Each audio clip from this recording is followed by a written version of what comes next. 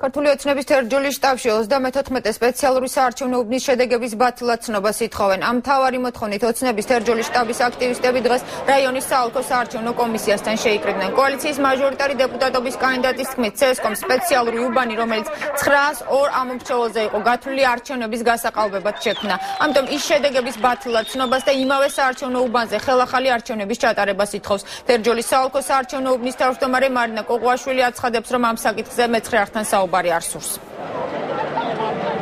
კატეგორიულად მოვითხოვთ ამ შედეგების გაუქმებას. ეს მარტო თერჯოლაში არ ყოფილა 9 ადგილას იყო ასევე ეს გახსნილი. ყველა ჩვენგანი მოითხოვს სხვაგანაც შედეგები სადღაც რამოდენიმე ადგილას მიღწეული იქნება უკვე. ამისთვის ჩვენც მოვითხოვთ კატეგორიულად, რომ ეს შედეგები გაუქმდეს, ჩატარდეს იმ უბანზე შემდეგ, რომელსაც ეს სპეცუბანი შეერია, ქვედა სიმონეთის ერთ-ერთი უბანია, ის გაუქმდეს და აქ ჩატარდეს ამ უბანზე 2 კვირის მანძილზე ხელახალი არჩევნები და მერე ითვალონ საბოლოო შედეგი. მონაცემები როგორ ხარ? ქალბატონო მარინა უბრალოდ შემაჯამებელი არის ვაგერ გარჩევი. თქვენ არ დაგველაპარაკები?